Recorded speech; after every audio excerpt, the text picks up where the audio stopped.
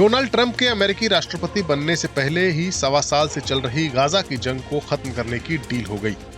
युद्ध विराम लागू है और कैदियों की अदला बदली भी हो रही है। ट्रंप ने अपने चुनावी अभियान में दावा किया था कि अगर वो जीते तो एक फोन कॉल पर करीब 3 साल से जारी रूस यूक्रेन युद्ध को बंद करा देंगे। ट्रंप अब युद्ध को रुकवाने पर फोकस कर रहे हैं। डोनाल्ड ट्रंप ने कहा है कि वो रूसी राष्ट्रपति व्लादिमीर पुतिन से जल्दी ही मुलाकात करेंगे। ट्रंप ने यह भी कहा कि इस जंग में हर रोज मासूम और निर्दोष लोग मर रहे हैं, इसलिए मेरा पुतिन से जल्दी ही मिलना जरूरी है। इससे पहले सोशल मीडिया पर रूसी प्रेसिडेंट पुतिन के लिए उन्होंने एक मैसेज भी जारी किया था, जिसे धमकी भी माना जा सकता है और सलाह भी। इस मैसेज में उन्होंने पुतिन को यूक्रेन में बेवकूफी भरी जंग को खत्म करने या फिर और ज्यादा टैरिफ और पाबंदियों का सामना करने की चेतावनी दी थी। ट्रंप ने अपने ताजा बयान में कहा है कि ज़ेलेंस्की यानी यूक्रेन के प्रेसिडेंट समझौता करने के लिए तैयार हैं। वो अब थमना चाहते हैं। वो एक ऐसे व्यक्ति हैं जिन्होंने बहुत सारे सैनिक खो दिए हैं। रूस ने भी ऐसा ही किया है। रूस ने ज्यादा सैनिक खोए हैं और उसने 8 लाख सैनिक खो दिए हैं।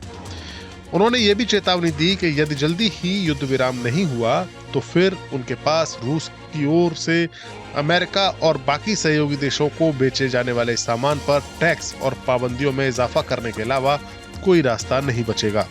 अब सवाल ये है कि क्या पुतिन ट्रंप की बात को मानेंगे और इस जंग को रोकने के लिए पुतिन की कौन सी शर्तें हैं, और जो बड़ी शर्तें हैं जंग को रोकने के लिए, क्या उस पर डोनाल्ड ट्रंप राजी होंगे? और अगर ट्रंप राजी हो गए तो ज़ेलेंस्की भी राजी हो ही जाएंगे, क्योंकि यूक्रेन को इस जंग को लड़ने के लिए हथियारों और पैसों की सबसे बड़ी मदद अमेरिका ही कर रहा है। दरअसल इस युद्ध के होने की सबसे बड़ी वजह यह है कि ज़ेलेंस्की अमेरिकी लीडरशिप वाले मिलिट्री गठबंधन नेटो में शामिल होना चाहते थे, जिसका मतलब ये होता कि यूक्रेन के जरिए नेटो की फौजें रूस की सीमा के और ज्यादा करीब आ जाती। पुतिन जंग खत्म करने के लिए यूक्रेन और बाकी पश्चिमी देशों और अमेरिका से गारंटी चाहते हैं कि यूक्रेन नेटो का हिस्सा नहीं बनेगा। पुतिन का यह भी कहना है कि यूक्रेन अपनी फौज को मजबूत बनाना बंद करेगा और रूस विरोधी किसी भी गुट में शामिल नहीं होगा। रूस ये भी आरोप लगाता है कि अमेरिका और यूरोपीय देश मिलकर नेटो का विस्तार कर रहे हैं और उसके पड़ोसी देशों को अपने गुट में शामिल करके रूस को घेरने की कोशिश कर रहे हैं। रूस का आरोप है कि नेटो जॉर्जिया और यूक्रेन को खुद में शामिल करके पूर्व की तरफ से रूस को घेरना चाहता है, जो कि एक तरह से रूस के आंतरिक मामलों में हस्तक्षेप है।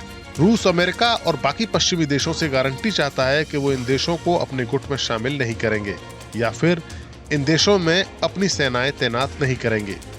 जंग खत्म करने के लिए रूस की एक शर्त यह भी है कि यूक्रेन अपनी सेना को सीमित करे और अपने देश में रूसी भाषा के इस्तेमाल पर रोक ना लगाए। जाहिर सी बात है, रूस की कुछ और शर्तें भी हैं जिन्हें ट्रंप को मानना होगा, तभी ये जंग खत्म हो पाएगी। और देखना यह होगा कि अगर ट्रंप इन शर्तों को मानते भी हैं तो फिर वो ज़ेलेंस्की को इन शर्तों को मानने के लिए कैसे रजामंद कर पाते हैं। Bureau report, news nation digital. News nation अब व्हाट्सएप पर खबरों के ताजा अपडेट के लिए न्यूज नेशन के इस QR कोड को स्कैन करें।